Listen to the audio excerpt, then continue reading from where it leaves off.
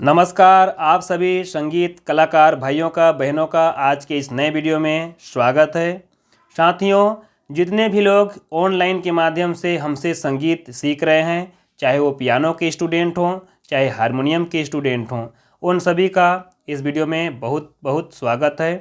पिछले वीडियो में हमने बात की थी हारमोनियम से गाना कैसे निकालना है, उसका अभ्यास भी मैंने आपको कराया था और तरीक़ों को भी बताया था कि कैसे आपको गाना को तोड़ना है और सबसे छोटे से छोटे भाग को फिर हारमोनियम पर कैसे निकालना है।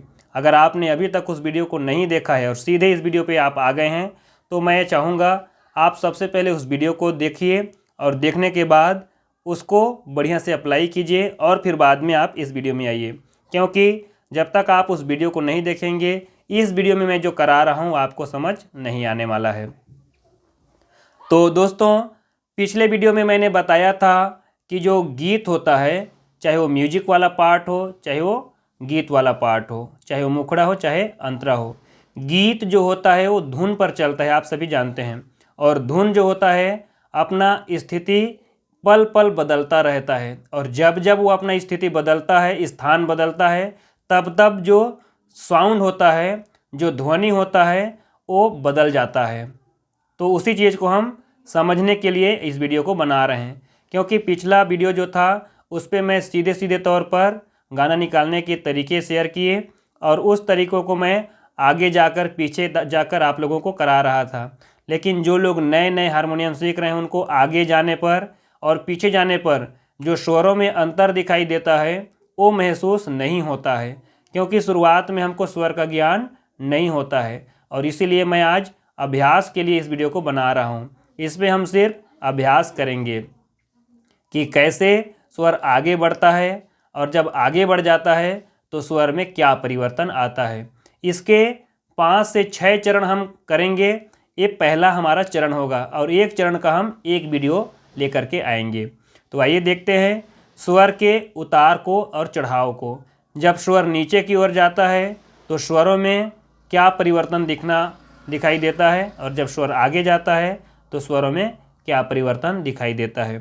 सबसे पहले हम कोई भी स्केल को चुन लेंगे जिस पे भी आपको अभ्यास करना है। आप काली 1 चुन सकते हैं, 2 चुन सकते हैं, 3 चुन सकते हैं, 4, 5, जो भी आपको अच्छा लगे। मैं काली 1 चुनूंगा और यहीं से अभ्यास आप लोगों को कराऊंगा। आप चाहें तो मेरे ही जैसा काली 1 से कर सकते हैं या फिर अपने स्केल से करेंगे। मेथड सबके लिए सेम है। करना क्या है उसको देखिए। सबसे पहले आपको अपना सा को दबाना है। मैं काली 1 से कर रहा हूँ इसलिए मैं अपना काली 1 को दबाऊंगा।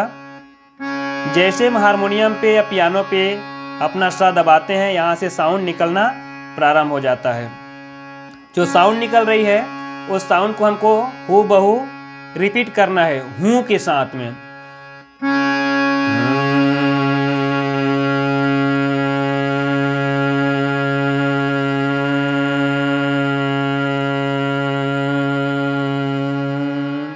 ये जो हूँ बोलने की जो लंबाई होगी वो अधिक से अधिक होगी, जितना लंबा आप बोल सकें। और इसको 2 से 3 मिनट आप कंटिन्यू करें ताकि स्वर का जो साउंड है वो आपको समझ आए।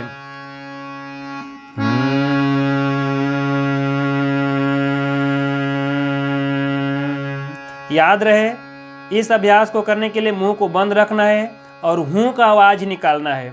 ठीक है, पहला तो आपने समझ गया कि आपको कोई भी स्केल को दबाना है जो आपका स होगा और उसको दबा करके आपको साउंड को हूबहू हूँ के साथ में निकालना है।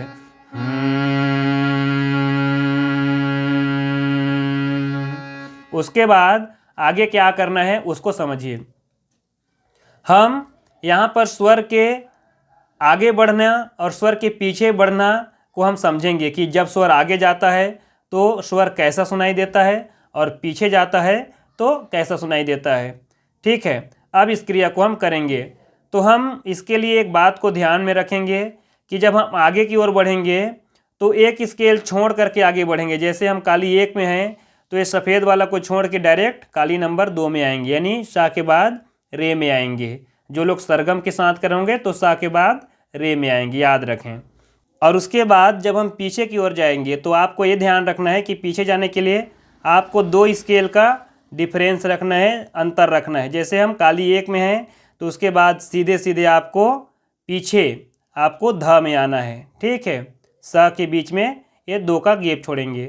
तो एक स्केल पीछे और एक स्केल आगे जाने पर हमारा जो स्वर है वो उसमें कितना परिवर्तन आता है उसको हमको समझना है। चलिए शुरुआत करें।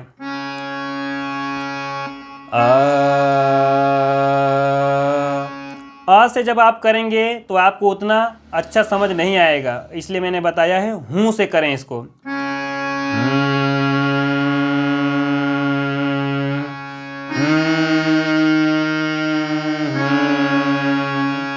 जो आपका स होगा वहाँ से शुरू करेंगे, एक स्केल आगे जाएंगे बिना सांस तोड़े और फिर वापस आएंगे बिना सांस तोड़े। देखिए,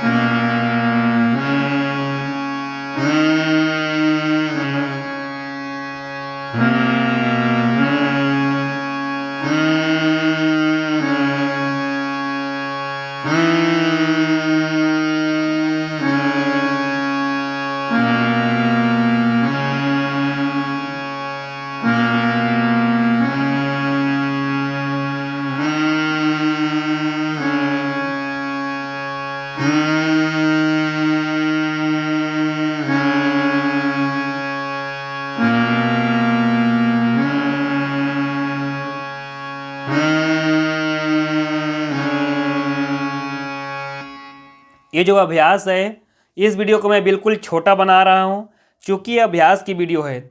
इस अभ्यास को आपको 15 से 20 मिनट लगातार करना है। मैं जो पहले बताया था स पे आपको टिकना है 2 से 4 मिनट, मतलब टोटल अभ्यास हम लोग का हो जाएगा लगभग 20 मिनट के आसपास का। तो इस वीडियो में जो कुछ भी मैंने बताया है उसको कम से कम आपको 20 मिनट बैठ करके करना है और समझने का प्रयास करना है। जब इस वीडियो को आप देख लें उसके बाद पूरी बात को समझ करके अभ्यास को प्रारंभ करें और आपको क्या समझ आता है उसको व्हाट्सएप करके मुझे शेयर करें। और डायरेक्ट व्हाट्सएप पे बात नहीं करना चाहें तो सीधे कॉल लगा करके आप हमको बात के माध्यम से अपना जो भी अपडेट है उसको शेयर कर सकते हैं। एक एक पल होने वाले जो भी परिवर्तन उसको हमको शेयर कीजिए ताकि हम आपको अच्छे से सिखा पाएँ। देखिए, जब हम इसको बिना स्केल के करें तो आवाज़ में कैसा परिवर्तन होगा। हम काली 1 पे हैं,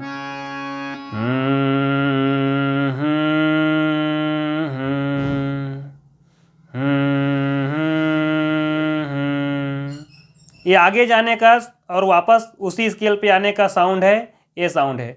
आपको हमें पूछेंगे साउंड, जैसे अभ्यास कराएंगे उस समय आपको पूछेंगे कि ये जो साउंड है, हम करके साउंड को सुनाएंगे और आपसे पूछेंगे कि साउंड बताओ किधर गया, कितना रीड आगे गया।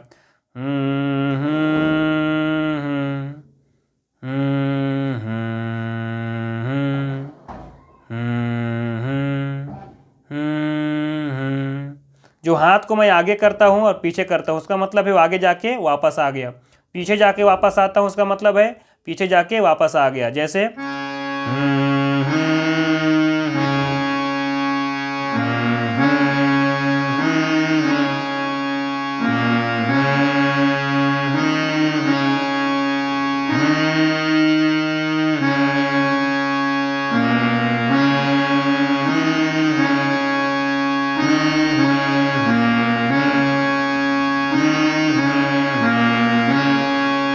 जब स्वर एक स्थान आगे एक स्थान पीछे ऐसे गति करते हुए अपने श्रम पे अपने श पे आता है तो साउंड इस प्रकार होता है।